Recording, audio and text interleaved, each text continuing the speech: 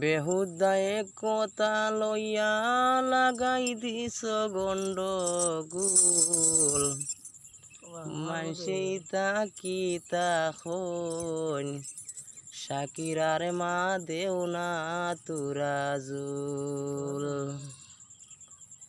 বেহুদায়ে কথা লইয়া লাগাই দিছ গন্ডগোল